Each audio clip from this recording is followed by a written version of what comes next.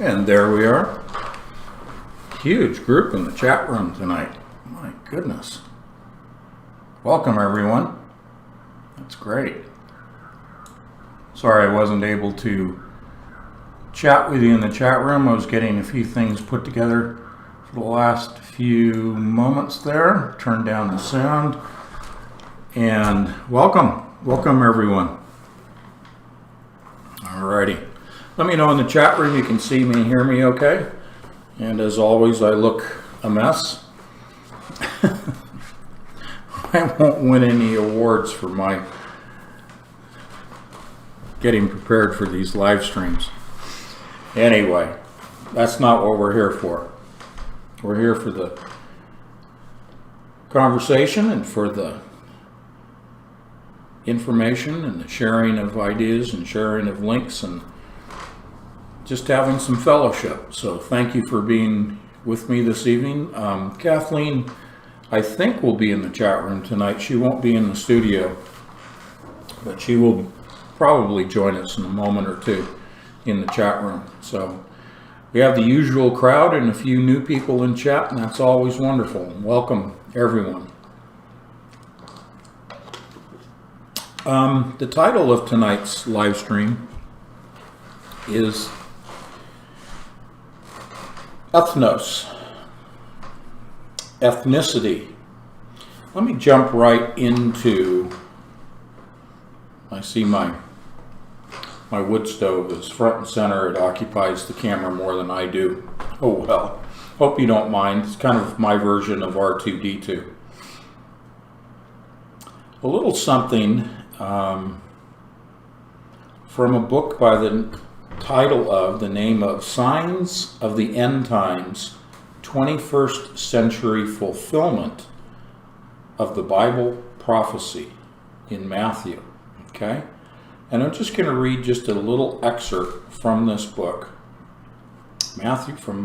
It's a study on Matthew 24, Signs of the End Time in the 21st Century. And indicating here is wars and rumors of wars.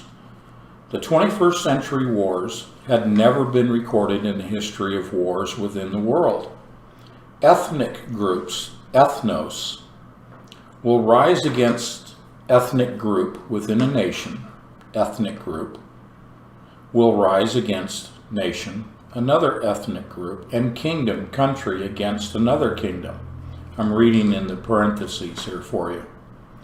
The Greek word for nation is ethnos, from which we get the word ethnic.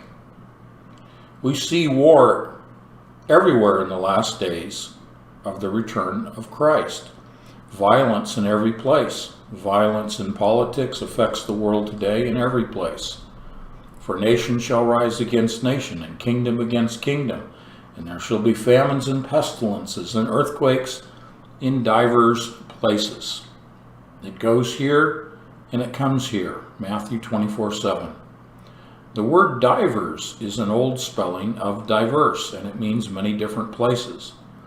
Divers means it will move to another.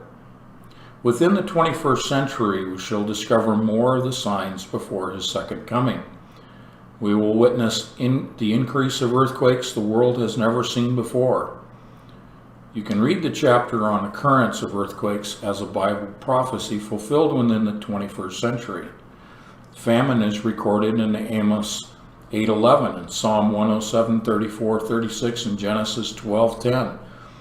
Famine happened and Abraham went down to the land of Egypt, Genesis 26:1, and another was mentioned as having occurred in the days of Isaac and Joseph, Genesis 41:45. So that's all I'm really going to read here in terms of an excerpt from this book. But I'll end with this, and that is Christ speaking to his disciples about the time just before his imminent coming, the Advent. Okay? So he speaks of the end times, the end of days, even back then. And so, as we've said many times, when we look at Scripture, written over 2,000 years ago, it's speaking of that present day as well as the coming end times. And that's where we're at today. We're in the end times. Not to be fearful of that, but just to understand actually the 180 of fear is joy. The joy in understanding that because we are witnessing these things unfolding, the ethnic unrest throughout the world, but in particular now here in the United States, this is all prophesied, but it's all an indicator of how close it is to the return of our Lord and Savior Jesus Christ. So we're to take comfort from that, and from that have an expectation that is a joyful expectation, not a fearful expectation. Okay? So this book, Signs of the End Time 21st Century Fulfillment of the Bible Prophecy of Matthew 24, as predicted by Jesus Christ. This is authored by Pastor Amoa da Costa, and it's available only in ebook format from Barnes & Noble for only $5. We're going to look through this book more. This is fascinating, and I just wanted to share a little bit of that with you this evening. Also, what is coming tomorrow that I'm going to share with you that we mentioned sort of as a breaking news item for us, a research item, not necessarily in the medium, but electroceuticals. And we mentioned the appointment by President Trump of the former head of R&D at GSK, GlaxoSmithKline, of Monsef Slaoui. I was having trouble, and I'm still having trouble. Monsef Slaoui, to head up this Warp Speed program, this Operation Warp Speed for the vaccine to be identified, to be settled upon, and then administered. And it's inevitable it's going to be a mandatory vaccination program. We had also heard, and we've talked about, how President Trump cited that he would use the U.S. military with regard to the administration of the vaccine. He hasn't really elaborated what that means. But in light of the video that I sent to you just before this live stream regarding the looting that was taking place in California in the city of Walnut Creek, and the other rioting and looting and mayhem that's going on here in the United States that is also propagating around the globe,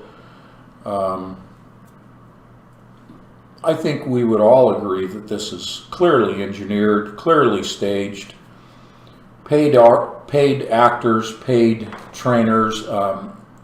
Veritas has come out. You may want to go to the Veritas site.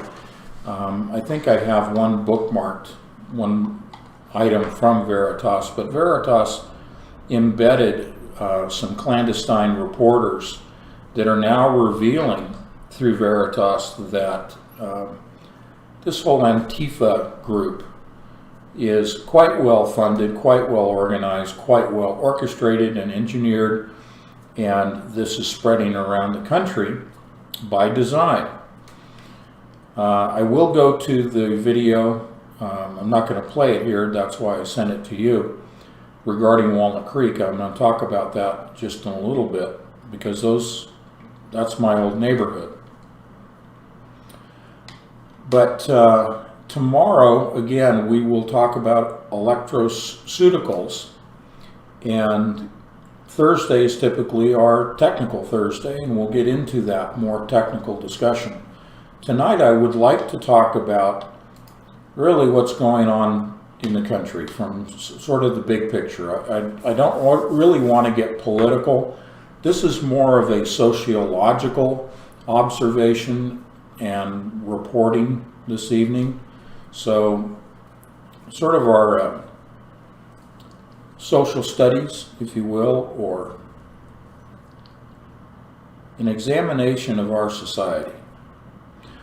I'd like to begin with Posse Comitatus, the Posse Comitatus Act, with regard to the statements by President Trump of employing the U.S. military, not just National Guard, but active duty military, in particular the United States Army. The Posse Comitatus Act is a United States federal law that was signed June 18, 1878 by then President Rutherford B. Hayes, the purpose of which continues to limit the powers of the federal government in the use of federal military personnel to enforce domestic policies within the United States, but subject to the authorization obtained in the Insurrection Act of 1807. The act was passed as an amendment to an Army appropriation bill following the end of the Reconstruction and was updated in 1956 and 1981. The act specifically applies only to the United States Army and was amended in 1956. The United States Air Force is included as of 1956. Although the act does not explicitly mention the United States Navy and the United States Marine Corps, the Department of the Navy has prescribed regulations that are generally construed to give the act force with respect to those services as well. The act does not prevent the Army National Guard or the Air National Guard under state authority from acting in a law enforcement capacity within its home state or in an adjacent state if invited by that state's governor. Okay. The title of the act comes from the legal concept of posse comitatus, the authority under which a county sheriff or other law officer can conscript any able-bodied person to assist in keeping the peace. Okay? Now, I won't go into this too long. You can go to Wikipedia and look up posse comitatus. But I wanted to start with that because that's a little bit in the discussion in the medium, but isn't really brought out that prominently, and it should be. Because when we think of the U.S. military being utilized in a law enforcement capacity within the civilian environment, naturally our thoughts go to martial law. Now, I'm not predicting, I'm not fomenting, I'm not propagating, I'm not looking for martial law, but it is something we need to be concerned about, and we need to look for the indicators that would give us the heads up that this is going to, in fact, be the case, and it may be.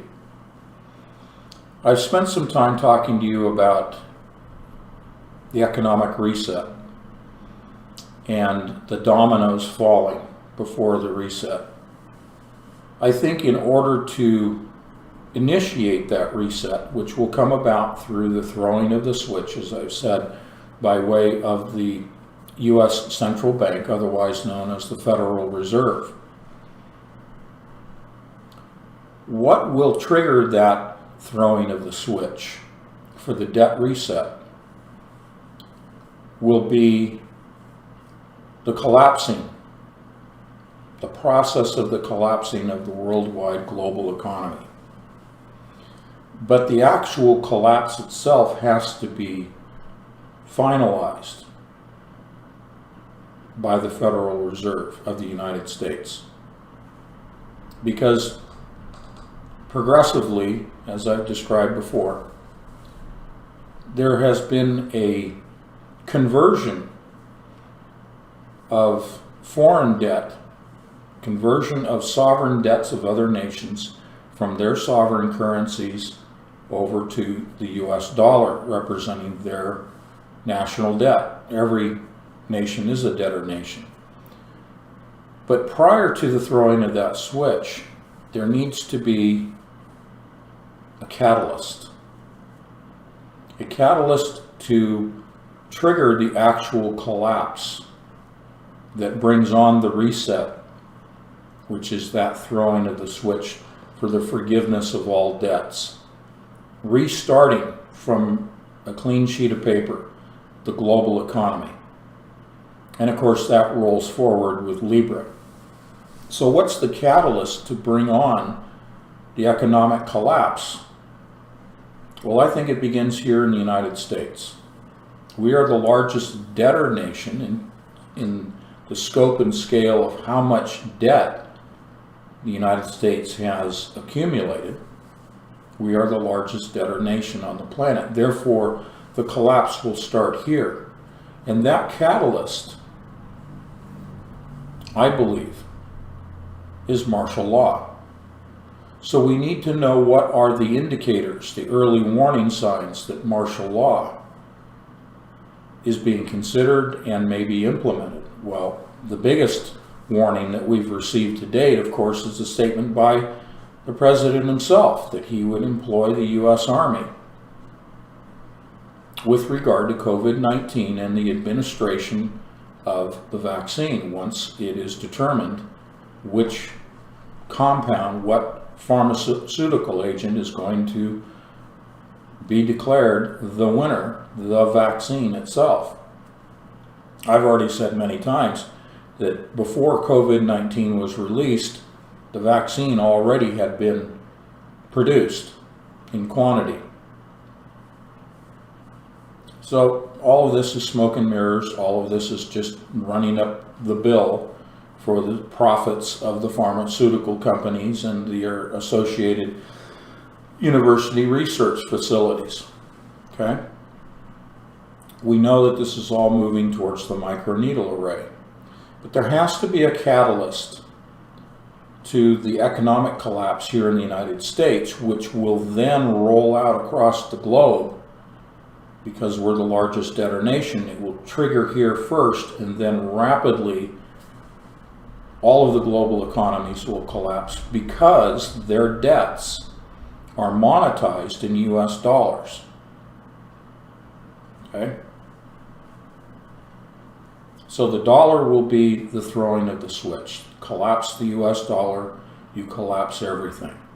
That opens the door to Libra as the single global currency, not just a reserve currency, which is the position of the US dollar today, but the only form of currency available in the beast system for buying and selling. So we need to watch what the president's declaring regarding the use of the military. The Insurrection Act, as I just read from Posse Comitatus in Wikipedia. Let's go to the Insurrection Act, because that is something that has been receiving some attention in the mainstream medium, some discussion of the Insurrection Act being activated, being utilized by the president, and whether that needs to be done or not. So let's take a look at that.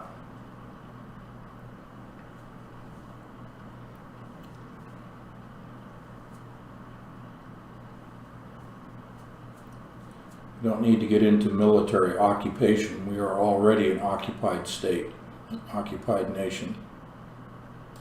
So in 1807, the Insurrection Act, which predated the Posse Comitatus Act of 1807, is a United States federal law. It was amended in 2006 and 2007. It empowers the President of the United States to deploy U.S. military and federalized National Guard troops within the United States in particular circumstances, such as to suppress civil disorder, insurrection, and rebellion. The Act provides the major exception to the Posse Comitatus Act of 1878, which limits the use of military personnel under federal command for law enforcement purposes within the United States. Before invoking the powers under the Act, the United States Code 254 requires the President to first publish a proclamation ordering the insurgents to disperse. Okay? That's a sign and symptom. Okay? A proclamation ordering the insurgents to disperse. Overlay that with what's going on right now with the president with regard to all of these riots and looting and deaths that are occurring in the major cities in the United States, over 400. The act empowers the U.S. President to call into service the U.S. Armed Forces and the National Guard. And these are the bullet points. When requested by a state's legislature or governor to address an insurrection in any state which makes it impractical to enforce the law. And number 3, to address an insurrection, domestic violence, unlawful combination, or conspiracy in any state which results in the depriving of constitutionally secured rights, and where the state is unable, fails, or refuses to protect said rights. Okay? So the president has to issue a proclamation ordering the insurgents to disperse. I think we can check that box as already having occurred. I think we are on the precipice of the president declaring the acting upon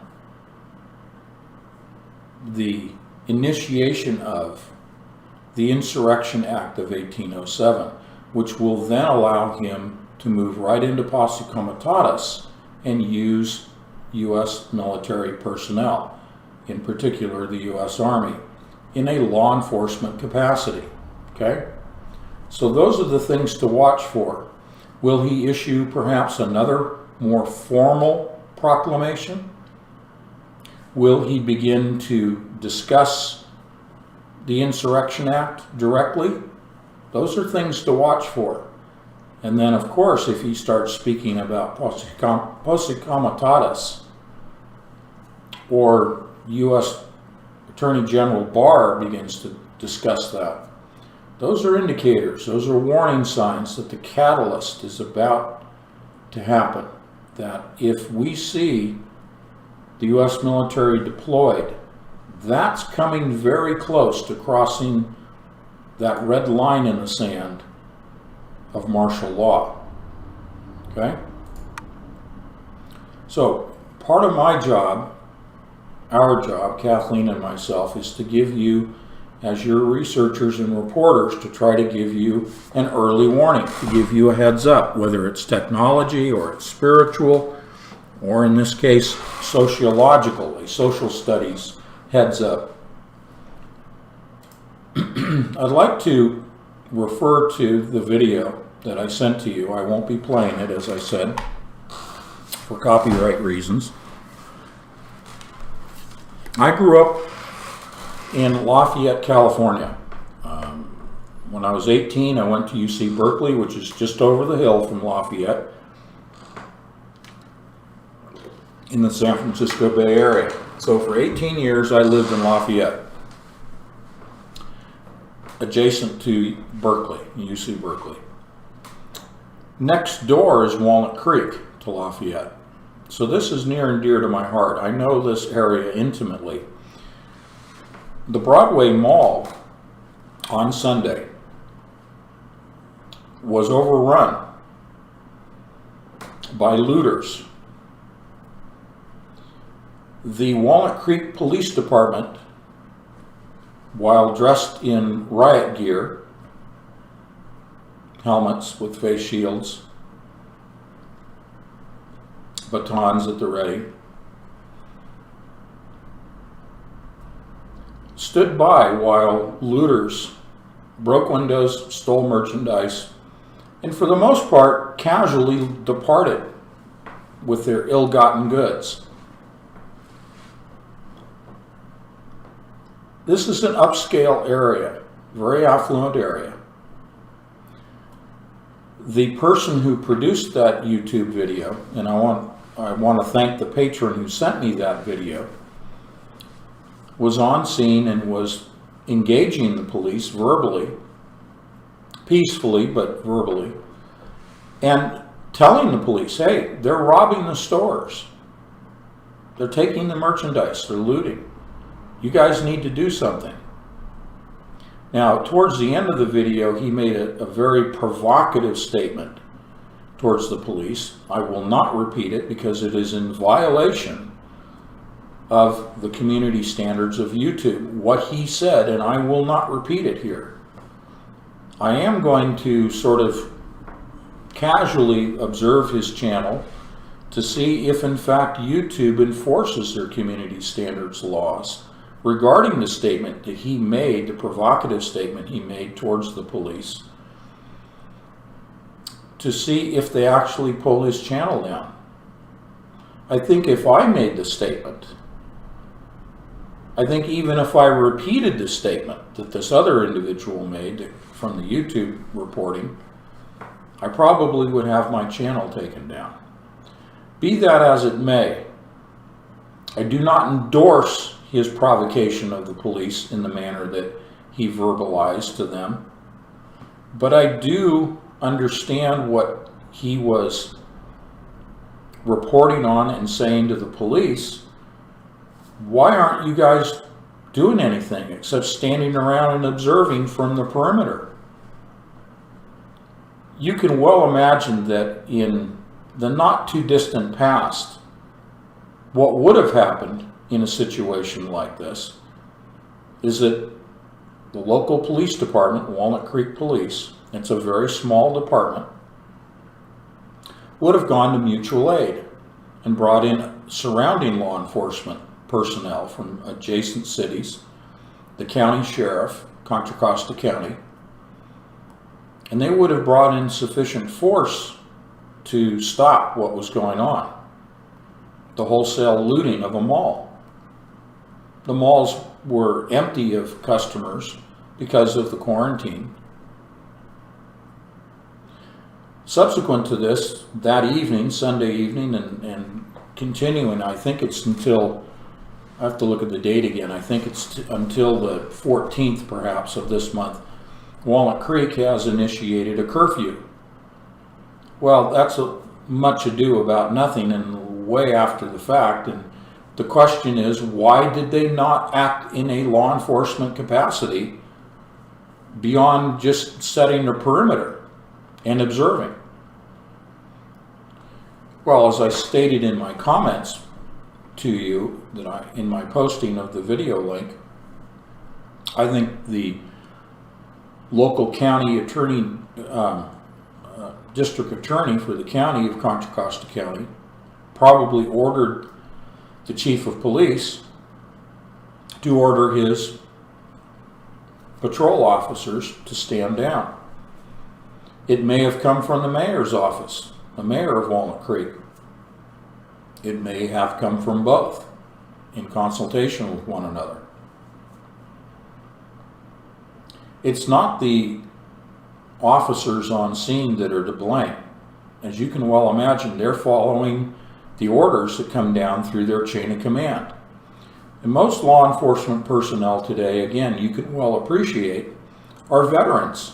So they're well accustomed to following orders brought down through the chain of command and not to violate those. Okay? So it's not the officer on the street that's to blame. It's further up the chain, and that's kind of where I want to go with this, and that is, where did this initiate from? Well, I'll cut to the chase. This comes from the President of the United States and the U.S. Attorney General. It's not just Walnut Creek. You're following the reports across the country. Police departments, for example, Portland, Oregon, where I lived for over 20 years. Extremely left-wing liberal, but that's not the point. Demonstrations over the last 20 years that I was there, the police basically were told to stand down by the mayor. And that's continuing now. We see sporadic law enforcement action going on. Yes, we see the marching line of officers in riot gear. We do see the occasional arrests taking place. But for the most part, this looting and rioting is being allowed to happen. So the question going all the way up the chain of command to the president and the U.S. Attorney General is this: why are the laws that are on the books not being enforced. We all can well imagine that this is engineered, it's purposeful, it fulfills the agenda, which is the taking down of the United States, because the United States is the only thing that is standing in the way short of the Holy Spirit, the restrainer.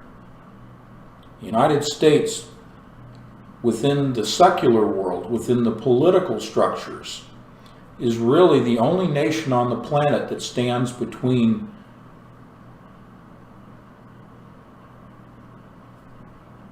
what we would consider a normal way of life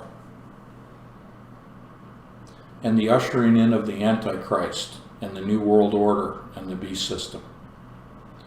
Therefore, the big picture from 40,000 feet on Patch Airlines is that the United States is being taken down, and we're watching it, we're witnessing in it, we're reporting on it.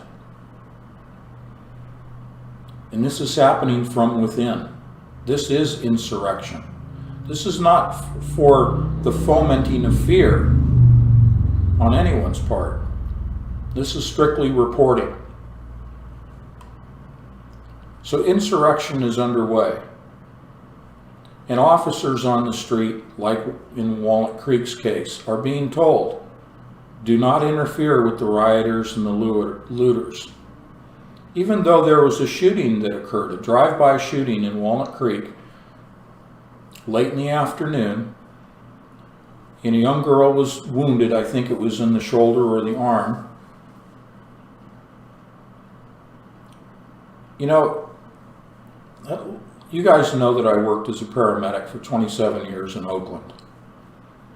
Obviously, Oakland is a high crime city. Even in a high crime city, where we would have, during a given week, multiple shootings. Anytime a shooting went down, the Oakland Police Department responded in force, very quickly. Even though it was, you might consider, a common occurrence. But Walnut Creek doesn't have shootings. Walnut Creek hardly has crime to speak of. And yet here, we have looting, essentially rioting, and now we have a shooting.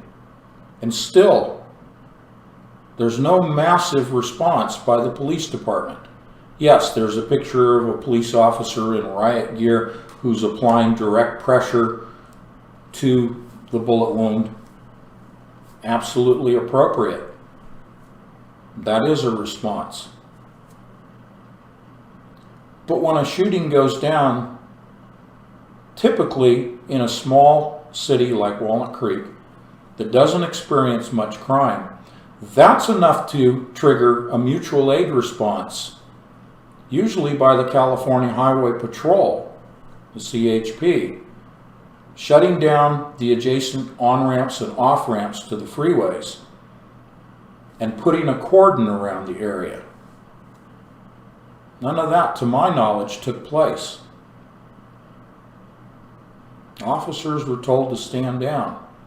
Citizens in the United States have an expectation, a legitimate expectation, to the enforcement of the law, and that, as it says, emblazoned on many police departments' police vehicles, to protect and to serve. And this is not happening. We are not being protected, and they are not serving us as the taxpayers, as the citizens. We are being dictated to. Now again, I'm not blaming the officer on the street. I'm not even blaming individual police departments. I'm blaming the President of the United States. Go right to the top where the buck doesn't stop, and then trickle down in terms of accountability, consequences for actions or inactions. We have that legitimate expectation to be able to live in peace and safety.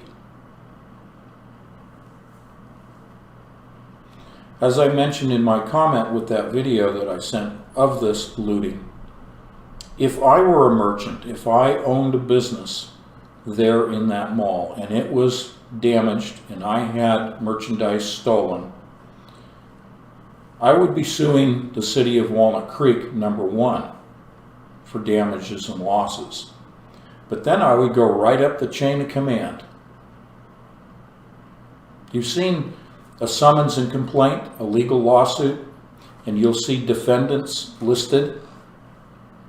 On the left-hand side, you'll see the plaintiff and then the defendants, and the defendants listed. And usually you'll see everybody that can even be remotely brought into the lawsuit, into the complaint, is listed. I would take it all the way to the President of the United States, because the laws on the books are not being enforced. But it serves the bigger agenda that we see from 40,000 feet, to bring this nation down. We have spoken at length about technology and science and the agendas within science. We have spoken at length about the infrastructure of the beast system, the spiritual influence behind the beast system, the mark of the beast itself, and of course the spirit of the Antichrist. These are all coalescing together. And I guess when I saw this video and I saw the officers, knowing that department, knowing that city, knowing that area,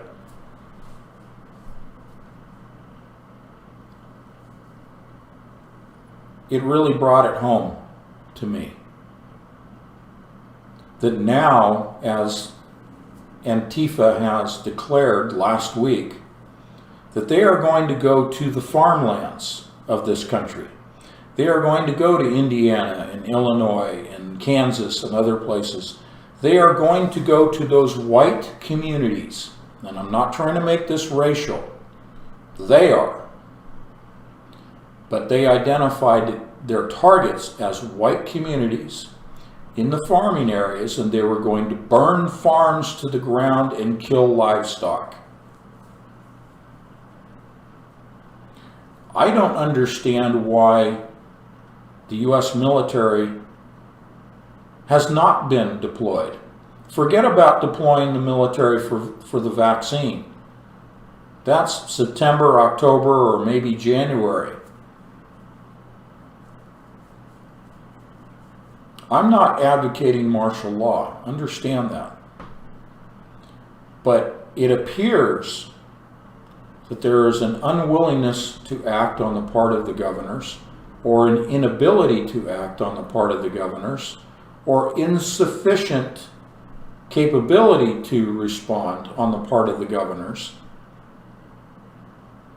which qualifies for the initiation of the Insurrection Act and thereby the Posse Comitatus deployment of the U.S. military to stop what's going on. This is an insurrection from within.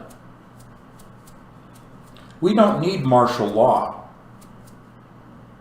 to have the U.S. military quell this, stop it.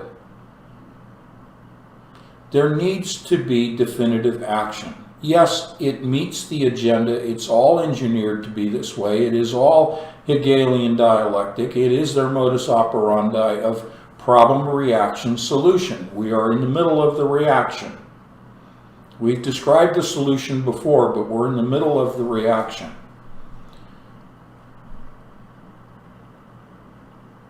There are accounts, historical accounts, that we could reference, in which small groups of insurrectionists have taken a country down from within. If we as citizens want to preserve our country, then this needs to be done now. Again, it does not require martial law. These are surgical strikes, if you will, that are necessary. Just like a surgeon with a scalpel.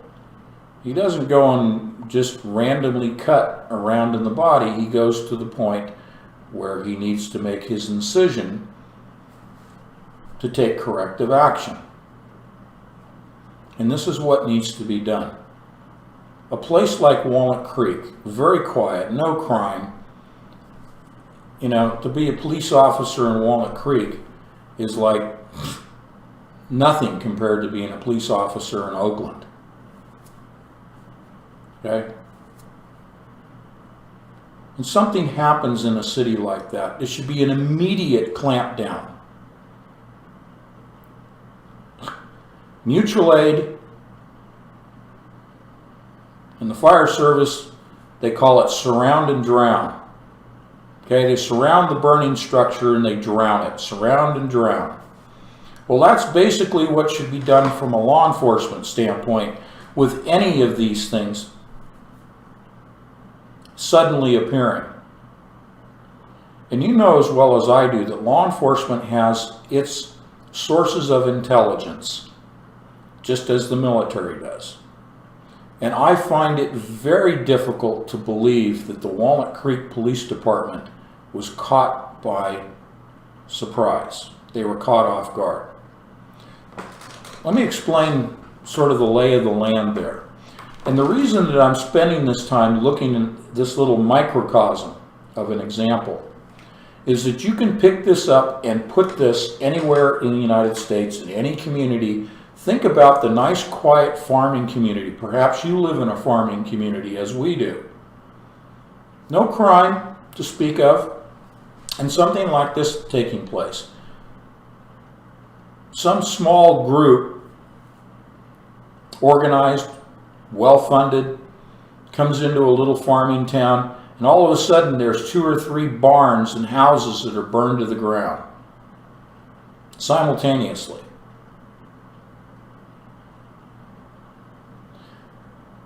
You have a mall in Walnut Creek being looted. There should be an overwhelming surround and drown by law enforcement. Walnut Creek, as I said, is on the east side of the Oakland-Berkeley Hills. It sits in the valley opposite to the San Francisco Bay. Through the hills, coming from the Berkeley side, from the San Francisco Bay side, are 3 tunnels. It's called the Caldecott Tunnel, but it has what they say, they indicate it as 3 bores, 3 tunnels. And you drive from Berkeley through any one of those 3, depending on how they have the direction of traffic set up, and you arrive, when you're eastbound, in the city of Orinda. Then Lafayette as you progress eastward, and then Walnut Creek, and then beyond that is Concord.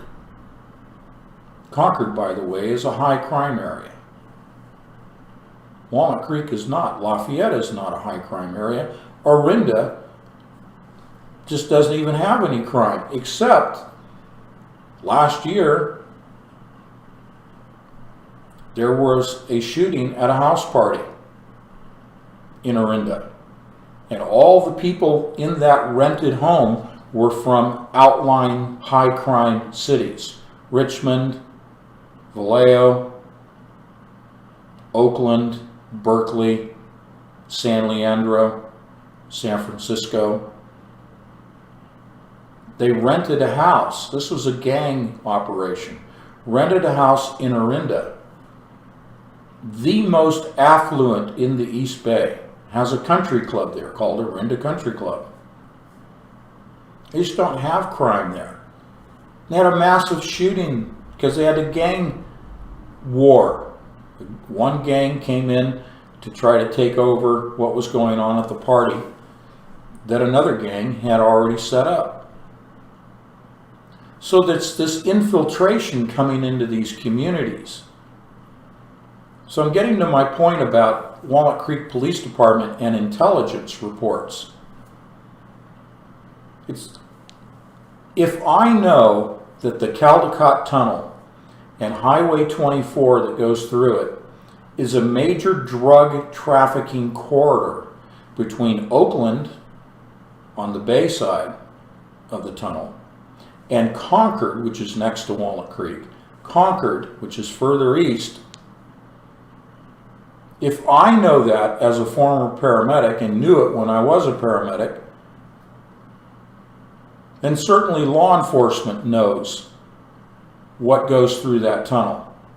And you cannot convince me that law enforcement intelligence did not know that there were elements that came from Oakland through the tunnel together and arrived in Walnut Creek and started running through the streets as you see in the video, and they ended up at the mall and it all broke loose. But even if they knew, had intelligence, why the stand down? Pick this up and move this to other communities throughout the United States, because now we're not talking about major cities like Los Angeles, San Francisco, Portland, Seattle, Chicago, New York. We're not talking about major cities where it's kind of like, yeah, there shouldn't be riots and looting in major cities, but because of the large, densely populated area and the high crime in most of those areas, it's almost a given. What's not a given is what happened in Walnut Creek, and that's my point. This has shifted. This is crossing the red line in the sand to where now Antifa is doing what they said they're going to do. They are moving out into the affluent and also the farming areas. By their words, I'm paraphrasing, but by their words, to show the white people in those communities, and I'm not trying to be racial here, I'm using their words, to show the white people in those communities that they're not invulnerable, that they can be reached out and touched, that they can be struck.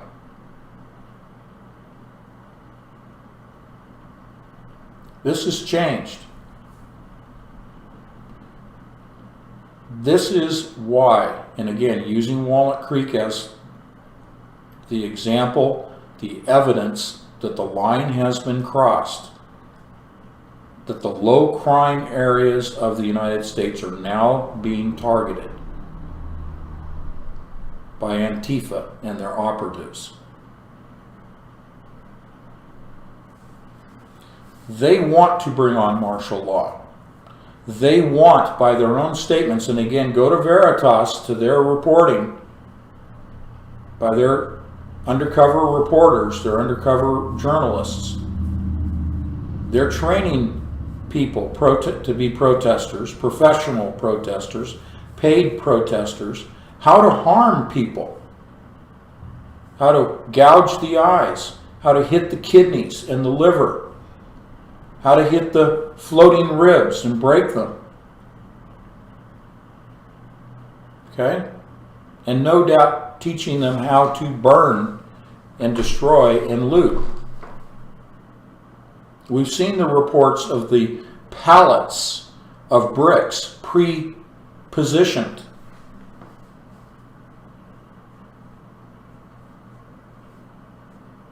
So moving into the low crime areas is now crossing the red line. This is where the military needs to be brought in, because apparently the governors are incapable, probably because of political sensitivities. They're incapable of responding to this. But again, from 40,000 feet, it's not necessarily just the governors. I think this comes from the top, meaning the president, the president's handlers, the president who he answers to, comes from those people who want the United States to be brought down, so as to usher in the Antichrist system. Prophecy basically spells it all out, just as I just stated, in different words. But prophetically, we are seeing the events foretold in the Bible. Ethnos, ethnicity, being the excuse for the writing. It's right there in the Bible. But it doesn't mean that we have to just throw up our hands and just say, well, it's prophetic, it has to happen. No. We can confound Satan and his minions. We can make it difficult for his minions. We don't have to just roll over and take this. We don't know that we only have a few months, a couple of years, many years. We don't know the timeline. Yes, these are the last days, but how long can they extend out? Is it not worth fighting for what we have? Even if we have but a short time, even if the fullness of the Gentiles, so to speak, is near, isn't it worth saying, no, you don't get to riot, you don't get to loot, you don't get to destroy a person's livelihood, you don't get to do a drive-by shooting and get away with it. You're not allowed to go burn down the farms and kill the livestock. No, you will be prosecuted for that. That's this country. It may be that other countries are incapable of enforcing their laws, but you know, the United States has a good track record of law enforcement. Now, again, my background, just so you know who's talking to you, when I was in the U.S. military, in the Army, I was a military police officer, and I was also a field medic. I know something about law enforcement. And having worked the streets of Oakland for 27 years, obviously I know something about crime. It's not to be tolerated. It's to be clamped down on. It's to be surround and drown. You call in the troops. You don't have your troops stand around and watch what's going on, because what does that do? It propagates that activity to continue to grow. It exacerbates the problem. And I think that's the message coming through the medium, is showing police officers not responding, not just Walnut Creek, but in other cities, standing by and just letting things happen. That sends a message to the criminal element that they can do whatever they want. And what does that mean to you and I as the law-abiding citizen, of which the vast majority of people in this country are law-abiding citizens? And when they have contact with law enforcement, the most common is usually a speeding violation. Most people in this country are respectful, truthful, and comply with what the officer is asking or directing that person to do during that contact. Most people will do that. That's not being a sheep. That's not being a sheeple. That's not just rolling over to authority. No, that is civil obedience. That is complying with the law, as we all have agreed that the laws should be complied with. We all agree. If a police officer says, do not cross the street, do not park there, do not drive 80 in a 35-mile-an-hour zone, we will comply with that. Why? Because it comes down to public safety. That's predominantly what police officers are supposed to be involved in, is public safety enforcement. They didn't do that in Walnut Creek because they were told to stand down. And now all the crazy elements out there are just going to say, hey, let's do more. Because nobody's going to stop us. And this is where the president has to come down and come down hard. Bring in the military. You don't need martial law to do it. Bring in the military. Use it surgically in those instances where local law enforcement is overwhelmed. Send a clear message. This will not be tolerated. Remember when your parents, usually your father, said this behavior is unacceptable and will not be tolerated in my house. You hear those echoes going off? Because I think most of you were raised the way that I was raised. That will not be tolerated as long as you live under my roof. Why were we raised that way? Because that's how you function in society outside the house. And when you become an adult and you're on your own, that's what you fall back on. Just like you fall back on your training, right? In the military, your parents were training you to operate as a responsible citizen. Those that act irresponsibly must suffer the consequences. They must be prosecuted.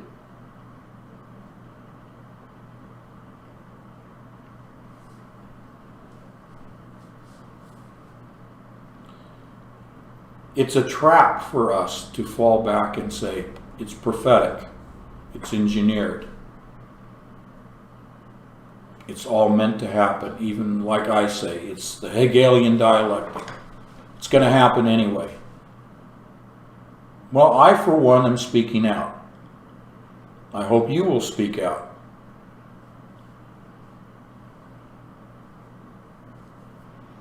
I sent that video to a number of people in California that I know so that they will, at the local level, be able to speak out. Certainly, if I were living in California, I would be speaking out. I would be finding out who at the local level issued the orders and to whom are they getting their orders from whom. Because the consequences go all the way up to the President of the United States where the buck stops. The President needs to be held responsible for the riots in this country. He's the commander-in-chief. If we need one individual to complain to, it's the President of the United States. I know that there is that fear that there will be an overreaction by government should the troops be deployed. And the overreaction running us right into martial law. The message to the president is you do not need martial law on a national level. You need surgical strikes. You need to surround and drown.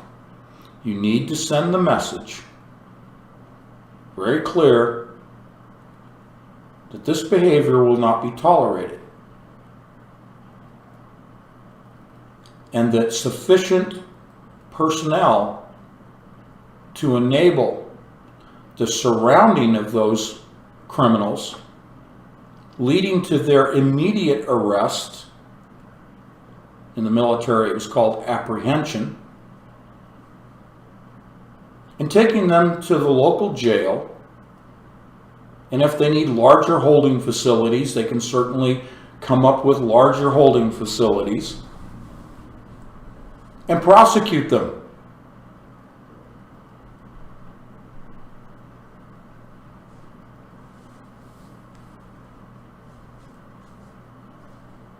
It really angers me to see the destruction of this country.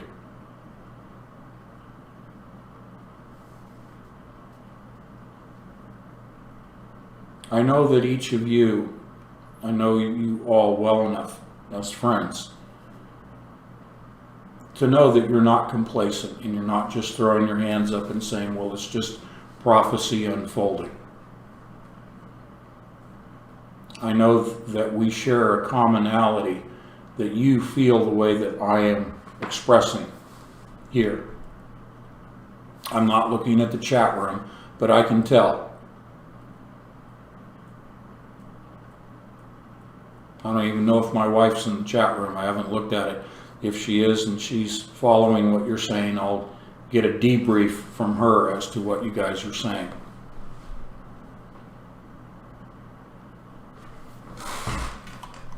Let me go to my notes.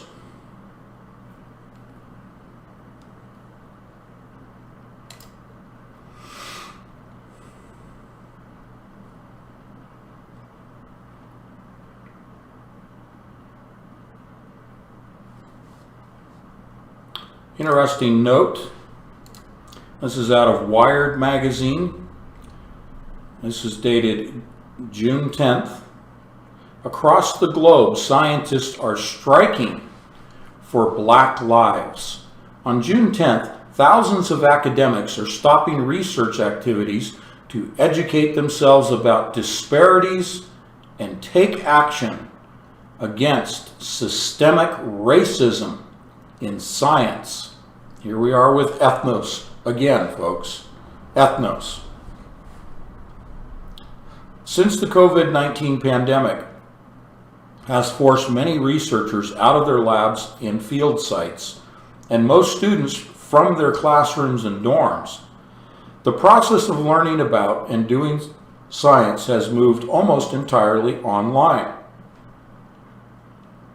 The killing of George Floyd, a 46-year-old black man, by Minneapolis Police Department officers on May 25th has sparked weeks of ongoing nationwide demonstrations against police brutality.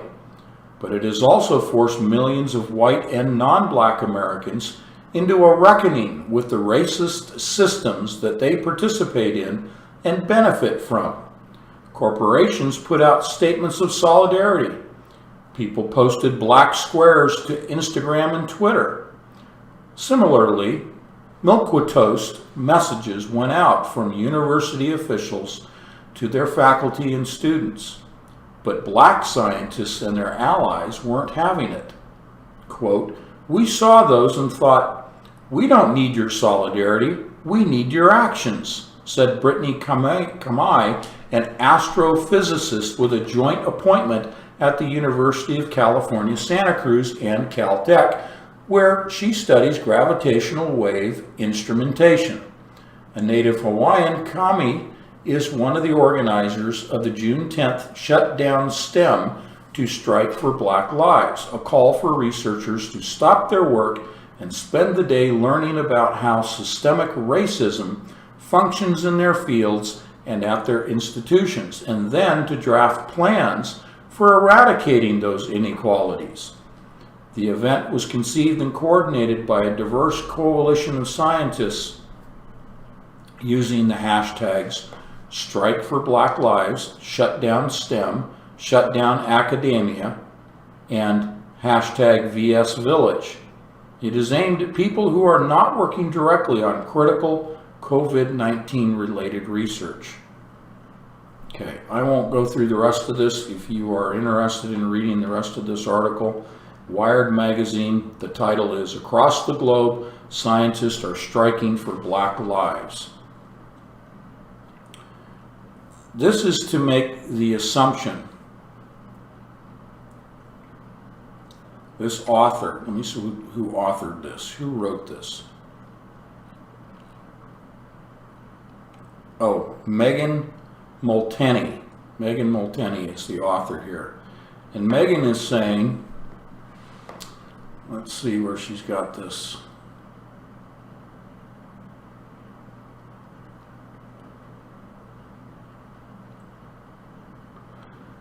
I'm just going to repeat this. but it has also forced millions of white and non-black Americans into a reckoning with the racist systems that they participate in and benefit from. Well, when I read that, that sounds like a racist statement. Now, I don't want to get into a debate about racism, and I don't want to make this a black-white thing. This is about ethnicity, ethnos from the Bible. This is indicative of prophecy, that this kind of attitude would become so prevalent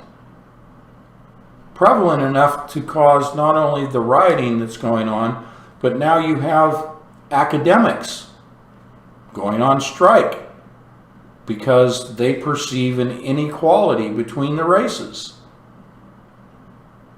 And to say this in Wired magazine, that to declare that there are racist systems that white and non-black Americans participate in and benefit from, that's a racial statement against whites and non-black Americans.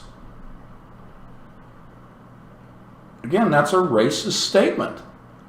That doesn't help anybody. This is fomenting greater inequality. Quite the opposite of what Megan is trying to call for in this article.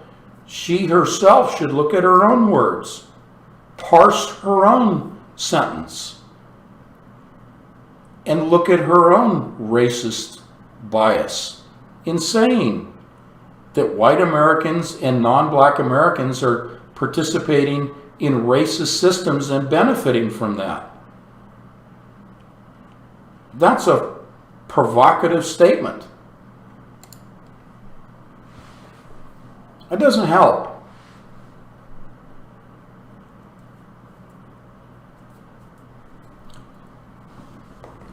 The whole racial divide is on steroids now in this country. Do you remember the Rockefeller Foundation white paper that I read to you just a couple of live streams ago, in which the key takeaway was inequality? That groups around the world, not just in the United States, are pushing back against what they consider to be racial inequality, legal inequality, economic and political inequality. That word inequality, I said, is the mental model, psychological mental model that has been programmed, that has been engineered into people's minds, especially young people. The model, the paradigm that they operate under, whether they're privileged or underprivileged, however you want to define that, that inequality has to be corrected. One methodology apparently is to riot and loot and kill. I'm not advocating that. That obviously doesn't help. It never has. Historically, it's never helped to do that. What has helped is having dialogue, having face-to-face debates, having people educated about history to learn from the mistakes of history, to be educated enough to the point where you can be a critical thinker.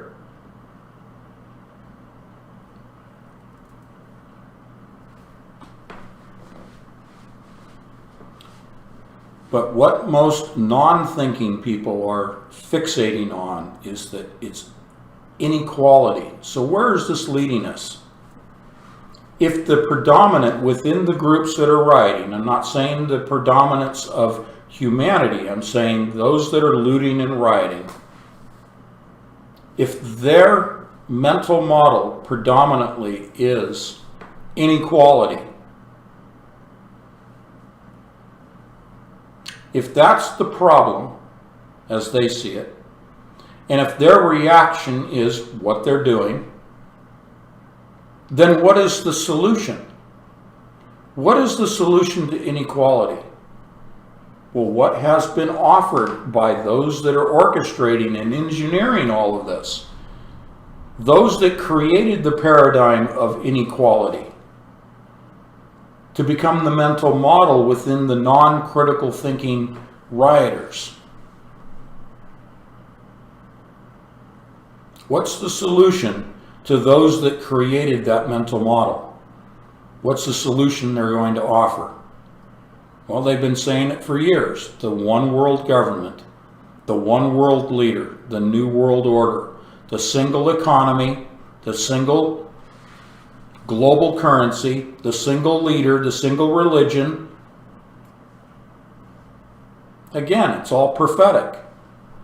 We know prophecy, therefore we stand back and we shake our heads.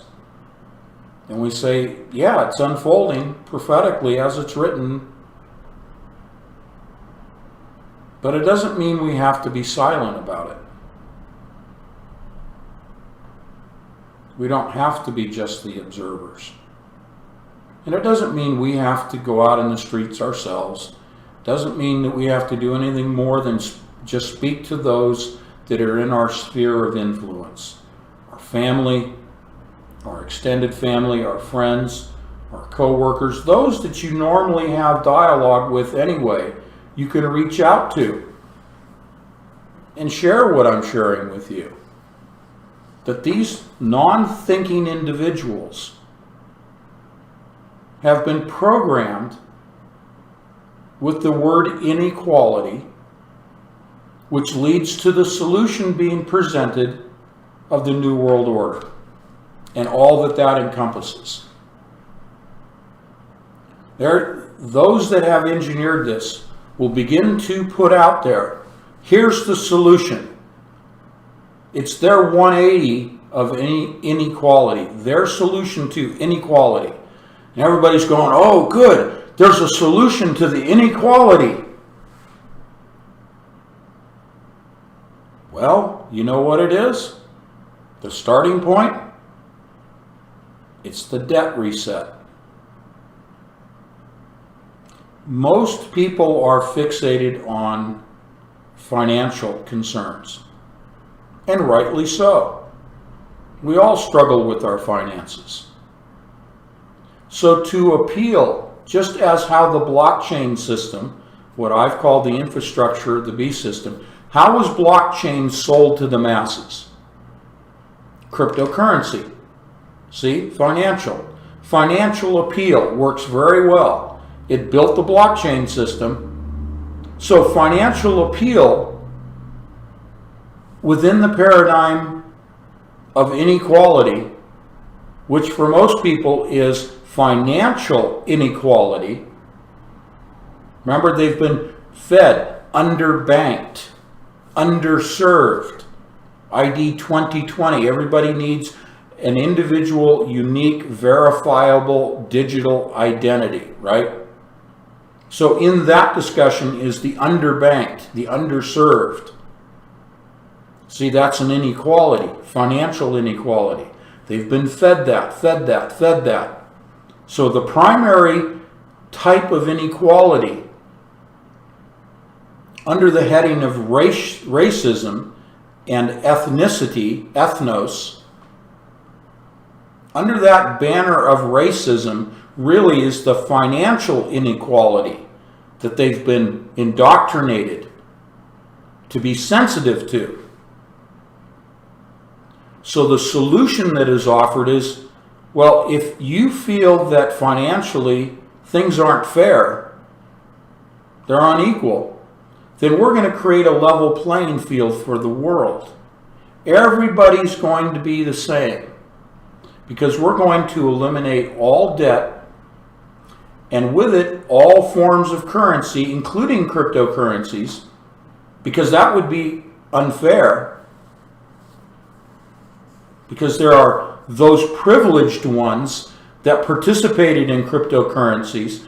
So we're going to eliminate the cryptocurrencies along with all the others. We're going to eliminate the current banking system because in all of these demonstrations they're talking about destroy the present system.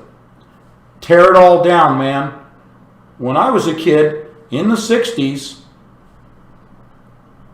the rioting that was going on was tear it all down, man. That was the chant, and others like it.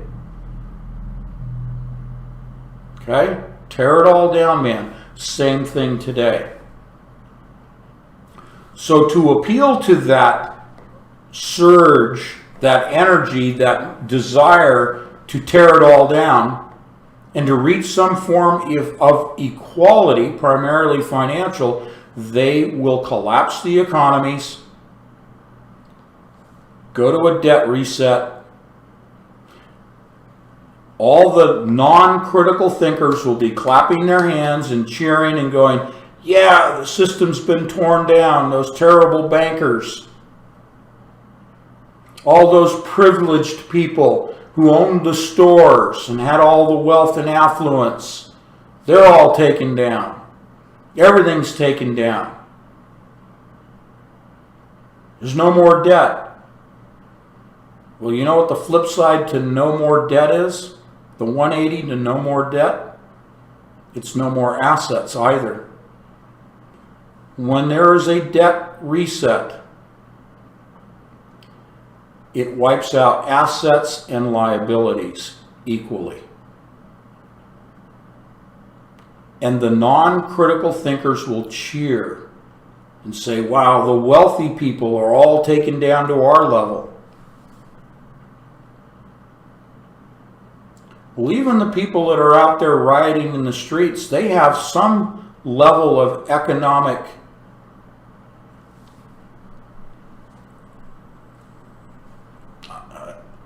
They have some level of economy. Let me put it that way. What they don't realize is the little bit that they may have is also going to be wiped out. Zero is zero for everybody. Zero assets, zero debt. Liabilities. That's what the non-critical thinkers don't understand. But the solution is going to be offered by the powers that be that are orchestrating all of this. And they will cheer the solution. And they will welcome the one world leader with the new system that he brings in. And he will be worshipped because he will be a person who appears to be bringing solutions to all the world's problems, that he's eliminating the inequalities that exist in the world. He's the ultimate solution person. And that's why people will worship him. They will, whether they're religious or not, whether they're biblical or not, whether they're Buddhist, Hindu, Jewish or not, if they're purely atheistic or purely secular, they will view the Antichrist as a Messiah figure. And they will restart the economy under the beast system. He will mandate that you take the mark of the beast, and then you'll have access to Libra when it's fully formed, and you'll participate in the blockchain system, which every facet of a person's life is connected to the blockchain. All of this is coalescing together now. The riots in the streets in the United States is just the beginning.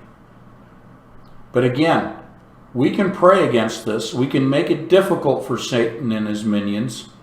We can make things rough for Satan. We don't have to just roll over. And we do need to hold the President of the United States accountable. And he does need to roll out the military under the Insurrection Act and Posse Comitatus with surgical interventions.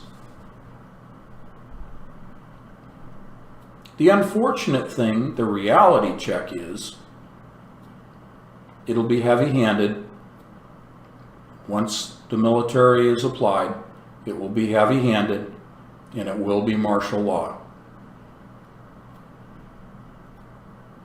because that's the catalyst to throw the switch on the debt reset. Martial law is the catalyst. We need to watch for the indicators. Watch for the president starting to have some dialogue about the Insurrection Act. When you hear him start talking about that, and posse comitatus, you know what's coming next. Okay? I don't know when. I don't know how near.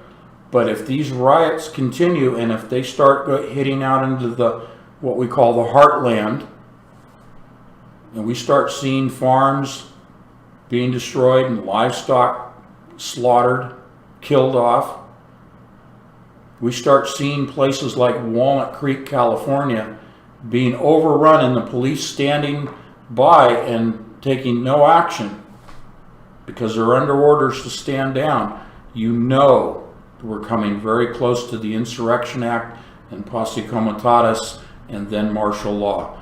Unfortunately, he will not. I don't see that in his personality and in his track record of surgical interventions. I think it will be the equivalent of carpet bombing. I'm not saying bombs, I'm saying the military deployed throughout the U.S. in martial law. When? I don't know, but these are the steps. These are the dominoes that have to fall in rapid succession, just like the birth pangs, in rapid succession.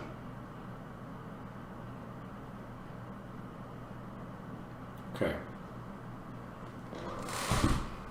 Let me just check my notes one more time real quickly.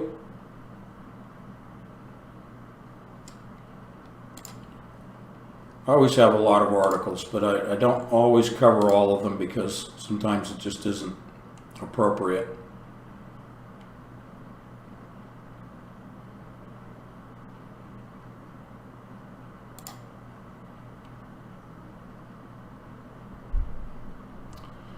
One of the patrons sent me a YouTube video I have not watched. It's from, I guess it's USA Today.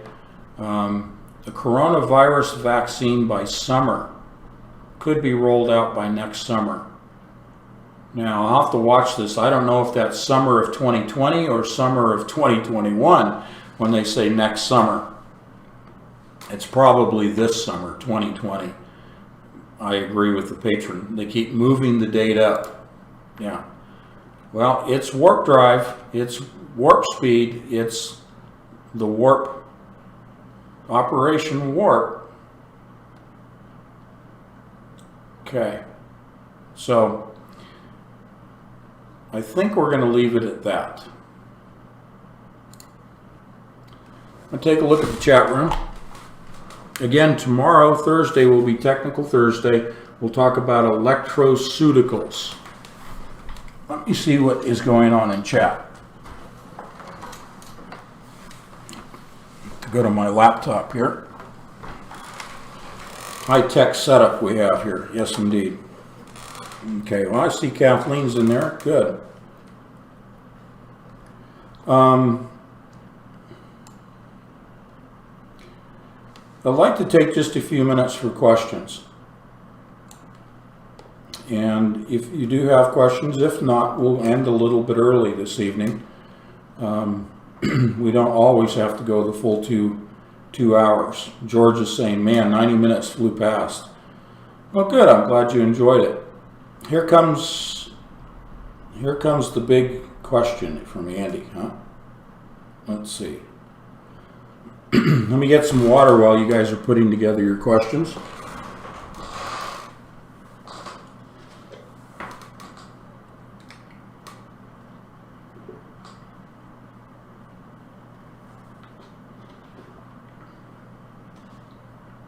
Pam is saying, Melinda Gates, yeah, I read this. Melinda Gates, she wants blacks to get the vaccine first. Gates experiments with his vaccines in Africa, yep. I guess there was an article about supposed white doctors saying to blacks that they should purposefully expose themselves to COVID-19 and contract COVID-19 while they're healthy so that they can build up an immunity as a stopgap before the vaccine is made available. And again, they're trying to make this an ethnos discussion or debate, that white doctors are wanting blacks to purposefully get COVID-19. Now, again, why are those articles put out? It's to widen the divide. It's to foment more sense of inequality. It's to stir people up emotionally. Remember, brainstem thinking. If you can get people angry, if you can get them fearful, you move them from the prefrontal cortex to the brainstem, and they're only thinking instinctively. They're not thinking critically. And so articles like that, white doctors telling blacks to get self-infected with COVID-19, that's to get people angry, to make them brainstem thinking, to get a reaction. See, they're pushing this. They're hyping this racial divide.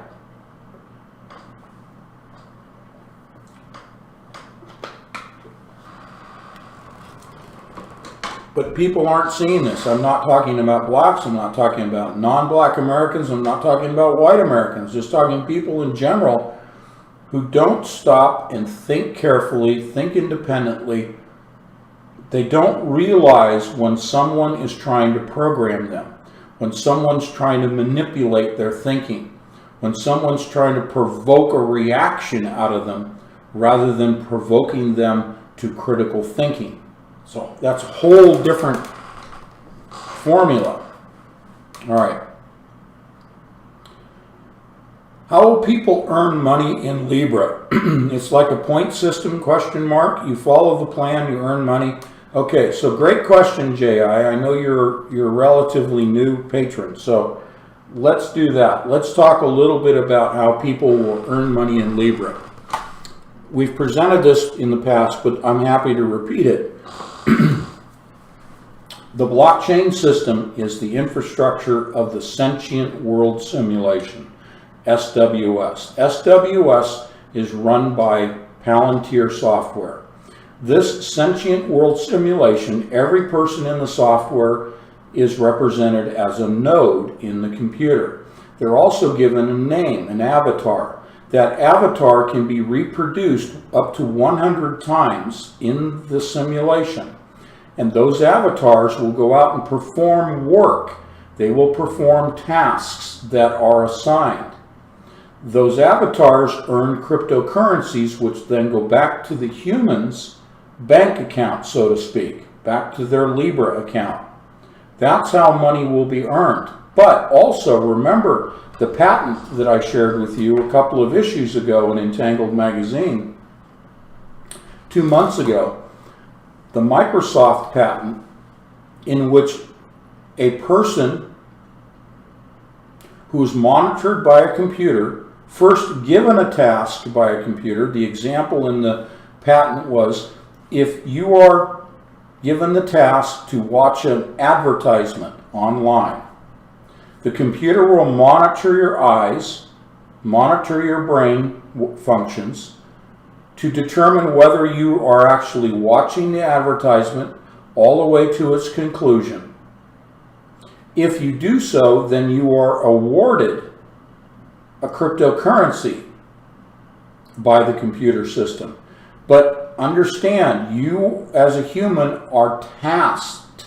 You are given an assignment by a computer. This is how the humans will operate and earn through the Libra system their living, how they'll earn a living. This is why I call this, when the debt reset reduces everybody to the same level playing field, humanity is rendered to the serf class. Okay? They're slaved. They're enslaved. At that point, through the mark of the beast being connected to the computer system, the computers will dictate to the serfs in the serf class what those individual people have to do. It's not what they choose to do, but what they are assigned to do by the computer. And then, just like the Microsoft patent indicated, they will be rewarded. That's why I published it in Entangled Magazine. Okay? So Andy, I see you're repeating it several times in there, the deadly head wound. I don't know what the deadly head wound is going to be.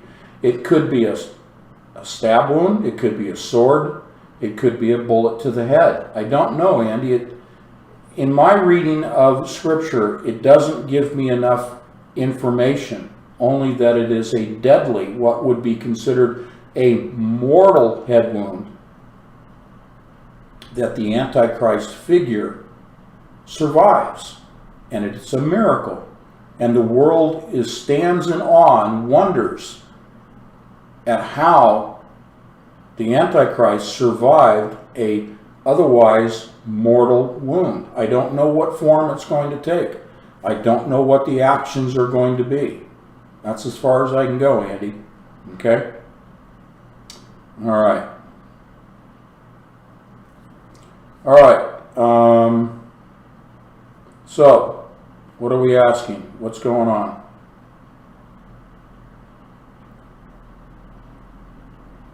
Okay, Lynette, do you think people won't be able to die after the demon locusts sting them because they will have altered DNA hooked up to AI and literally not be able to die? Revelation 9:6, she says, I think.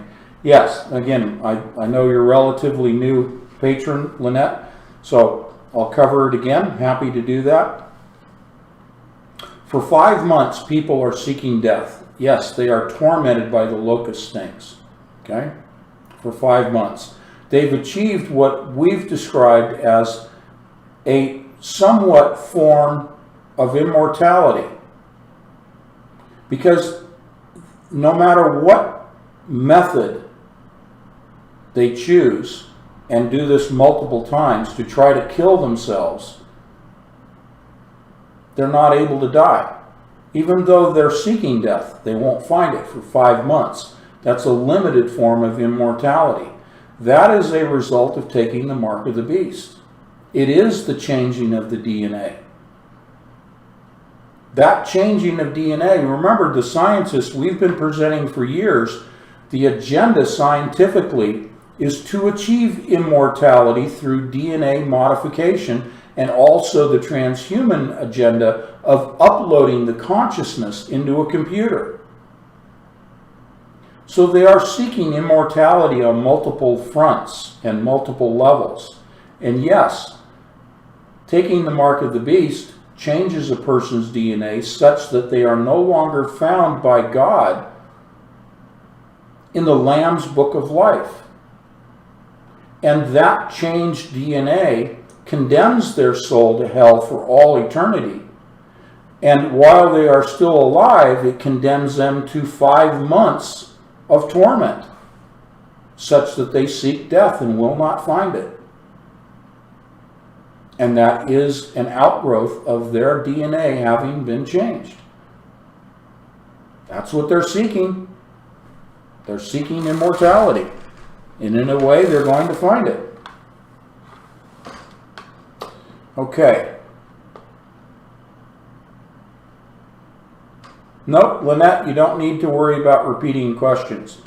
Lynette, ask questions. I encourage everyone, new patrons, longtime patrons, ask your questions. And I'll say, you know, we've covered this, or it was in a magazine, or it was in a live stream, but don't take that as to discourage the asking of questions. I simply say that just so that people know there's a lot more information behind my answer. There's a lot more information available behind my answer, and I'm simply citing the sources, which is live streams and Entangled Magazine. So please, Lynette, ask questions, ask questions, ask questions. 3 years of Entangled Magazine would take a long time to read. And all these live streams we've been doing for 3 years. So don't worry about it. Ask the questions. Okay? All right. Okie dokie, she says. Good. All righty. Let's see what else is being asked.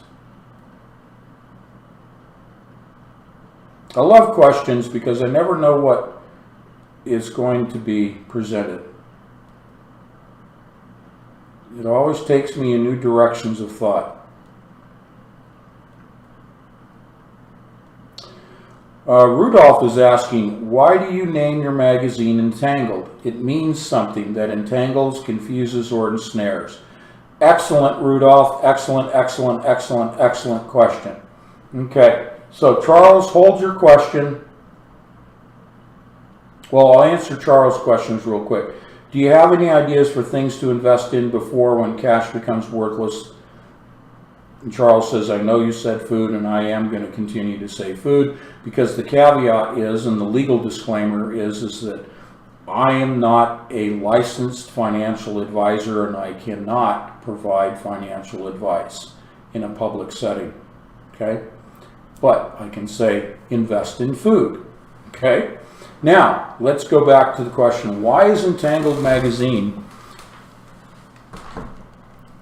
entitled Entangled? Because it comes from quantum entanglement. Quantum entanglement. What famously Einstein has been quoted as calling spooky action at a distance. And very quickly I'll explain what quantum entanglement is. You have two particles, and they don't have to be identical. And they can be separated by any distance, including light years distance. Two particles. The theory is there is some form of communication that is instantaneous. There is no time delay, in which you can affect one particle, and it will, in the immediate, no time delay, affect its partner particle, because they are somehow communicating, somehow connected. Hence, it is called entanglement, quantum entanglement. I chose entanglement, or entangled, as the name of my magazine, because at the time, quantum entanglement was all the rage in the discussion in quantum mechanics, particle physics, and quantum computing. The essence of, and this is a very simple explanation, the essence of quantum computers and quantum computing is that they operate on the basis of quantum entanglement of particles. The way that is explained in quantum computing is that you can have one particle with an inherent spin. There are different forms of spin. There's upspin, downspin, and there is horizontal spin. It's more of a mathematical model, as opposed to a physical rotation. But for the sake of discussion, let's say one particle has upspin as its inherent characteristic, and the other particle has downspin. In quantum computing, you have particles in the chipset, quantum particles in the chipset, that magnetically or through a microwave, you can change their direction of spin. So if I change this one to an upspin, immediately it will change its partner entangled particle to a downspin. This upspin and downspin equates to 0 and 1. And when you have particles like this that are then immediately affected in that quantum entanglement,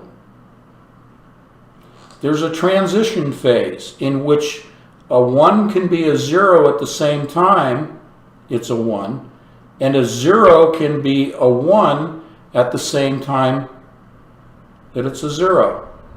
This is called superposition. It's this transition right here, this transition phase between up and down, that is the superposition in which it's in the dual state, a quaternary state. This is what they claim leads to the speed up of their computations, is the entanglement, that no time delay communication, and the speed at which the flipping can occur and the superposition of zeros and ones all combine to result in faster computational speeds. But there's more to it than just the computational speed up. There's what is known as combinatorial optimization, which very simply means you can take all probable solutions and simultaneously examine those solutions and arrive at one probable, not finite, not absolute, but one probable solution out of the combination of all probable solutions. They will select one. So that's where quantum entanglement, that's where entangled comes from. Because when I began the magazine, my focus was on quantum computing. And as I've reinforced that, quantum mechanics is the overarching umbrella over all scientific disciplines. Okay? Quantum mechanics is applied in all scientific disciplines today. One of the easiest things to wrap our head around is the application of nanoscale quantum activity, nanoparticles. But the quantum scale is dealing with the fundamental particles of atoms, subatomic particles, like the electron, the proton, the neutron, and the nucleus. And then even from a particle physics standpoint, breaking down those fundamental particles into quarks and gluons, muons, bosons, hadrons, that are even smaller component pieces of protons and electrons and neutrons. Okay? So I hope that wasn't too long of an answer, but the short again is entangled has to do with quantum entanglement, or spooky action at a distance, as Einstein called it. Okay? Let's see.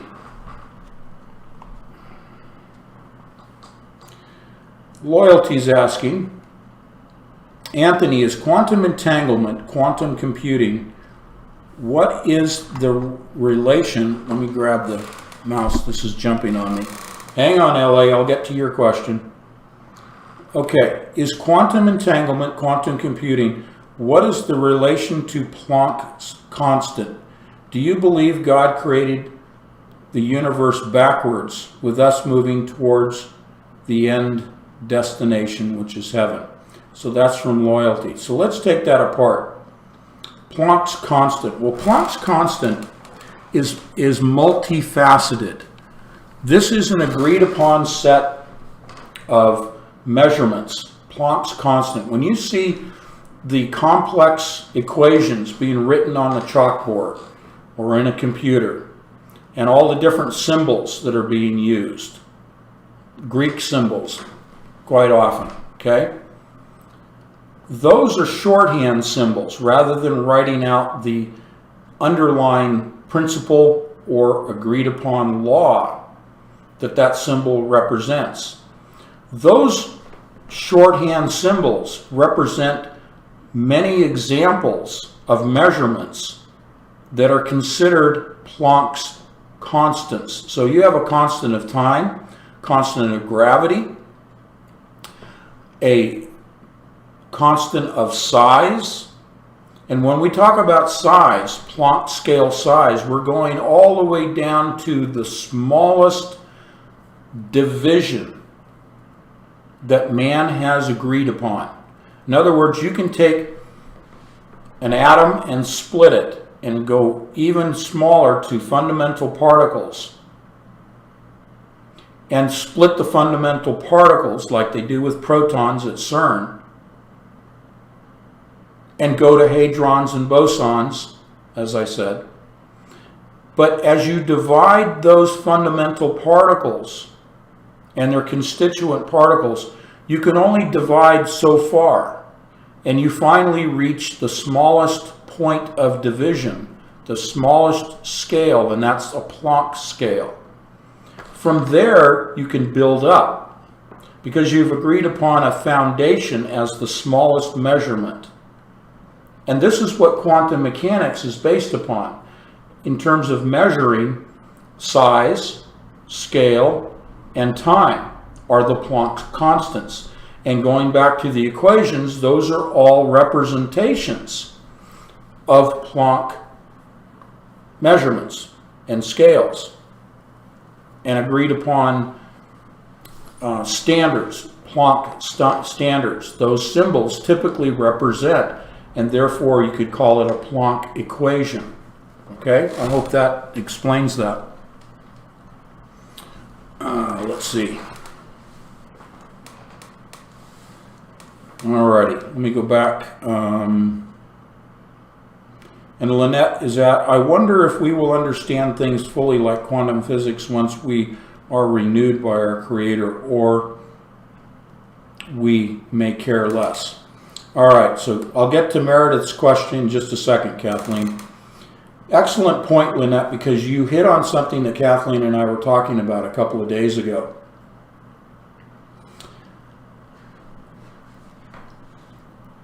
Quantum mechanics, we have put forth as a paradigm presented by the Kabbalists. Intensively, that paradigm was infiltrated into the scholarly circles, academia, in 1840. What we know today as modern science is based on paradigms put forth by the Kabbalists, including our picture and our model of the universe. And what you're describing here is the Big Bang. That's a Kabbalist notion. In short, when we are taken to heaven, when we are with the Father, and we are with our Savior, okay? He won't call atoms atoms. He won't call the universe the universe. Now, I don't know the mind of God, but understand that these labels and models are man's. They're not God's. We don't find the Big Bang in Scripture. We don't find quantum mechanics in Scripture. We don't find atoms in Scripture. We might find something that alludes to atoms, but we don't find the language of today's modern science in Scripture. Understand that all modern science is the paradigm put forth by the Kabbalists, who infiltrated, indoctrinated, and manipulated academia. And why today's scientists are astounded when they read the 2,000-year-old writings of the Kabbalists and find their own models and formulas. I don't mean mathematical, but their own ideas and concepts from quantum mechanics and all other scientific disciplines, but principally quantum mechanics reflected in the ancient writings of the Kabbalists. Well, of course they do, because the Kabbalists forced all of that into academia in 1840s. So God doesn't speak in the language of the Kabbalists.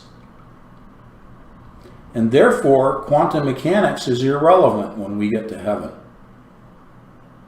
Because there's no place in heaven for the Kabbalists, nor their paradigm. Okay?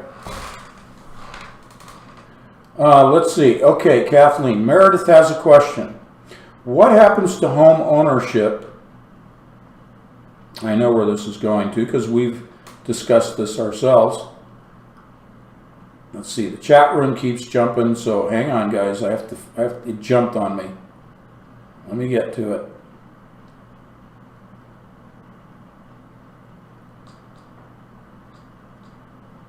Oh boy, oh boy, oh boy. All right, I'm trying to find it. Bear with me. The whole chat room jumped. What happens to home ownership after the debt reset for people who have a mortgage or for people who own their own home free and clear? Well,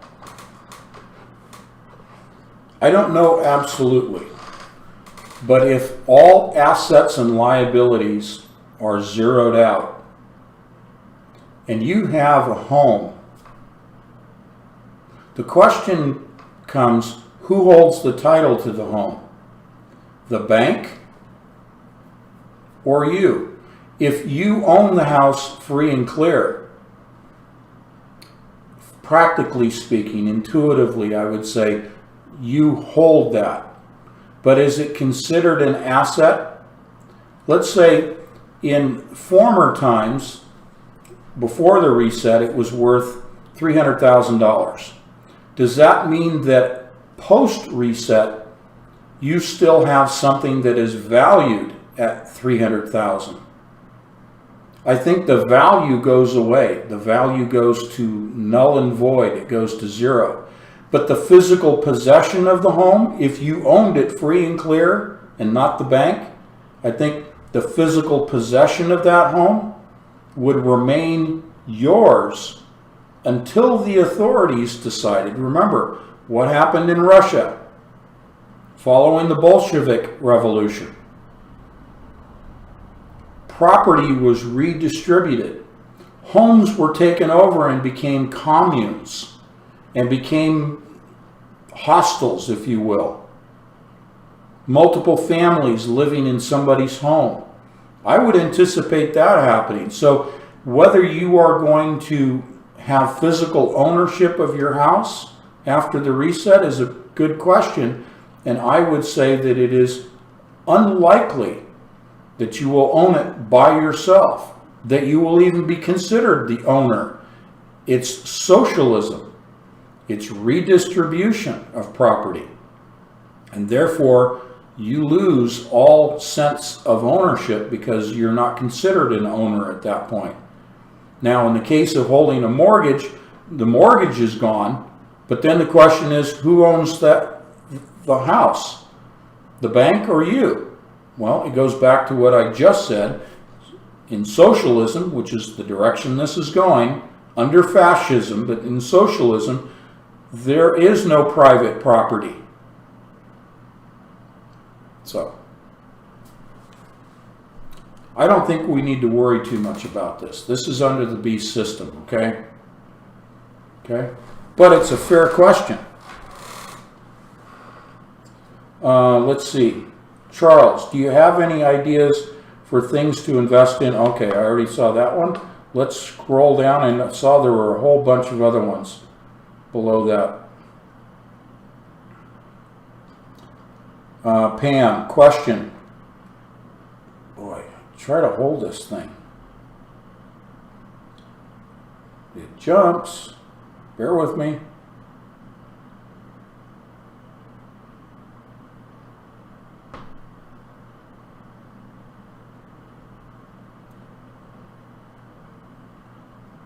What about time speeding up? See the question above. Time can be speeded up or shortened per the Bible for the elect's sake. Is there some quantum things going on for time speeded up? Are we in such a time now? Pam is asking. Good question again. Okay. If we look at scripture that says that the Lord would return, otherwise no man would survive. So he cuts off the 3.5 years of the Great Tribulation, which is the second half of the 7-year tribulation. He shortens the days in order to preserve humanity. Is that speeding up of the time? No, I think that's him returning, so that the full 3.5 years doesn't play out. But in terms of quantum and the speeding up of time, are we seeing time speeding up right now?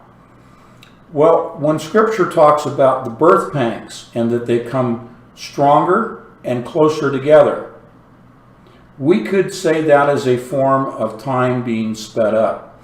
Many of us have commented to each other that it seems as though time is speeding up. And then we have the president using the language of Star Trek, like warp speed, and the acceleration of the development of a vaccine. My language that I've used for 3 years is the parabolic acceleration in the advancement of artificial intelligence and quantum computing. So I would agree with you, there is a sense that time is speeding up. From a quantum physics explanation, can time be sped up? Not by man. Not by man. Can God speed up time? Sure. Because God operates outside of time. Time only exists for the human mind, not for the mind of God. We operate in a linear mental model of time, a beginning and going forward, a past and a present and a future. But that's a human concept. When we go to heaven, we're going to find out that time doesn't exist. But man cannot manipulate time, cannot go back in time, despite, finding the neutrinos in Antarctica that appear to be emanating from the core of the planet, and somehow those are attributed to going back in time with a parallel universe. Complete drivel, complete nonsense. God prescribes the timeline for humanity. Humanity cannot change it. Okay? Okay.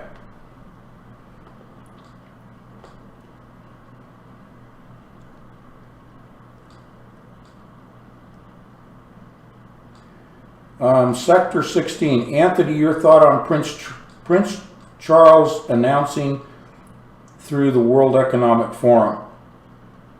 Okay, so you were talking about the reset, that reset article. I covered that a couple of live streams ago, which is fine. And just, again, giving reference points. People can go back into the archives for the patrons and you can see where we covered that. But Prince Charles announcing through the World Economic Forum that there needs to be a reset. He was talking about not just an economic reset, he was talking about a worldwide reset across all domains. And he was specific in talking about the environment, and that we have a narrow window of opportunity that we need to take advantage of. Something that we also saw when we were talking about the Rockefeller Foundation white paper, a narrow window of opportunity. See, they're all pushing this, accelerating the timeline as they see it. And Prince Charles is saying we have an opportunity to change the worldwide system as it impacts the environment, global warming, etc., etc. So that's his version of reset, is for the benefit of nature, of the planet itself. Okay? So he's being the environmentalist, pushing global warming. Prince Charles is a Satanist. It is all for the purpose of destroying the existing systems in all facets of our lives, enslaving humanity, and ushering in the Antichrist. Prince Charles serves the Antichrist spirit.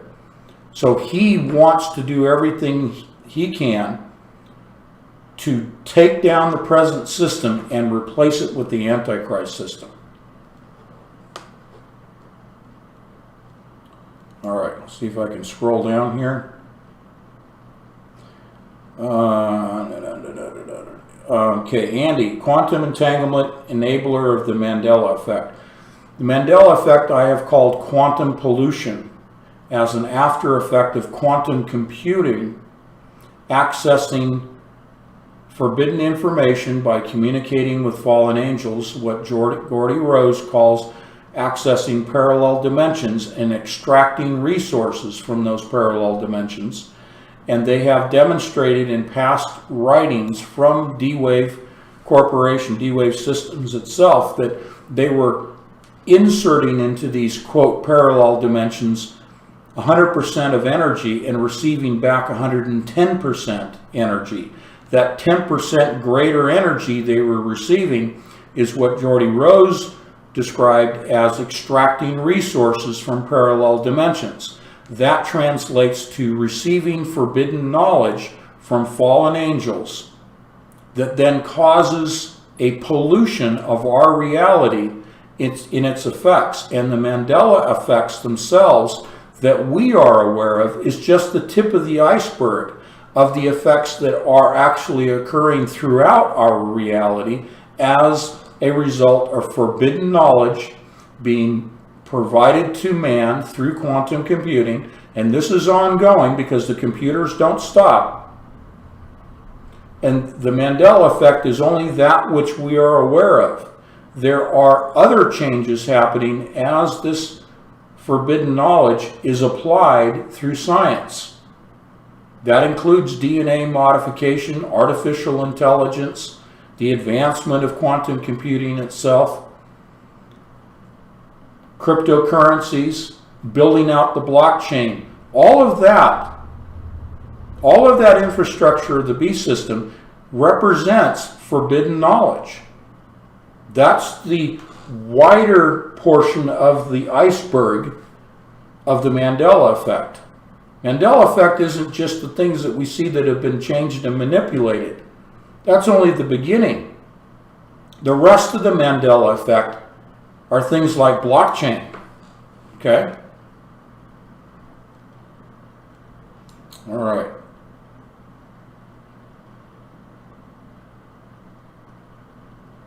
Carefully scrolling down.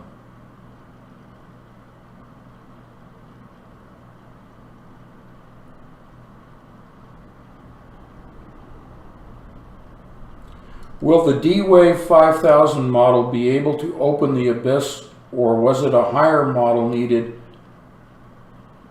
Forgot which model it was. John Booker is saying. The 5000. Okay, so a little background. 5000 is their model number, their advertising number. They are going to have 5,600 somewhere in there, or 5,604 qubits in the 5000 model. So it's easier just to say 5,000 for their press releases. In my studying the progression from model to model, they were doubling the number of qubits by the power of 2, such that in the progression from the 2000 model, which was 2048, the 2000 model, okay, actually had 2048 qubits. When you double that, that is 4096, almost 5000. They're saying now that they're going slightly above the 5000. But focus on the 4096, okay? 2048 and 4096. 4096 are the number of qubits that I presented in 2014 in my second novel, 2048 Diamonds in the Rough. I said that the 4096 model, 4096 qubits, I said this in 2014, would be necessary, would be all that would be needed to open the abyss. At that time in 2014, the expectation was that CERN would still be operating the Large Hadron Collider. The collider is the mechanism that is controlled by the 4096. Because when they seek to open the abyss through the power that is the result of the collisions, They have to control the expansion of that opening. Okay? The only way to control that opening is at the quantum level where it begins. And it requires a quantum computer to control that opening. The knowledge to control that opening is provided through that interdimensional communication that takes place through quantum computers. It's a divinatory tool, a tool of divination, having its origins in geomancy. It's an advanced form of a divinatory tool. A divinatory tool is an interdimensional communications device communicating with fallen angels for the purpose of obtaining forbidden knowledge. That's all it's for. That knowledge is applied to the opening of the abyss. Now, the fact that the Large Hadron Collider is undergoing upgrades and is not colliding protons or heavy ions of lead, there are no collisions taking place, it would appear that the collider is not necessary for opening the abyss, because their anticipated startup date of collisions is 2026. Okay? The abyss, the way I view it, is going to open much sooner than 2026. And I think that it will be opened by way of quantum computing, the 4096, what they're now calling the 5000. Okay? That's how I'm viewing it, at least.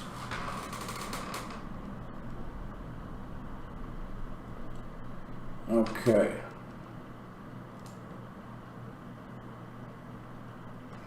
Robert says the rapture is imminent. No prerequisite for the rapture to happen. The signs and the seasons are definitely here. I would agree with you, Robert. Let's see.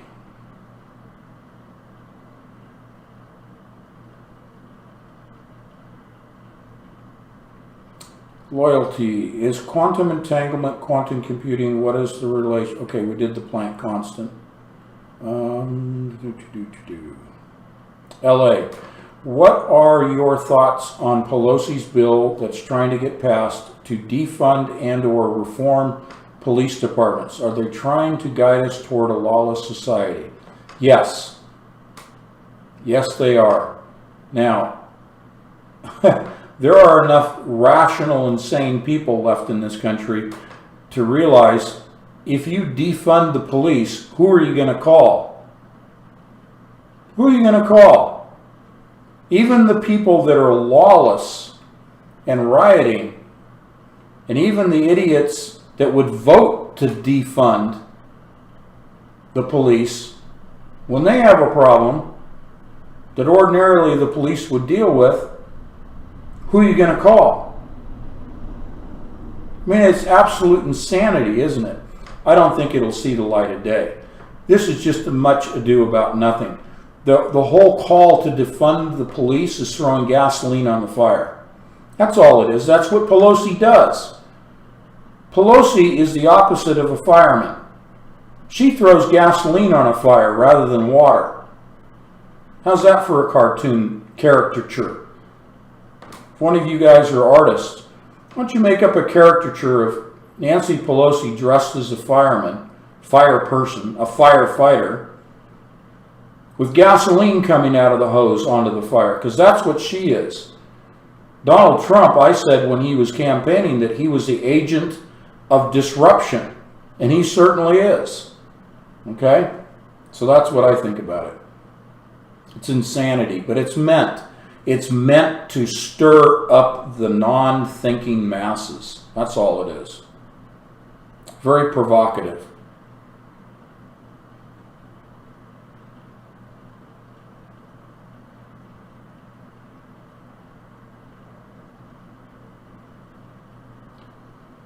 Okay.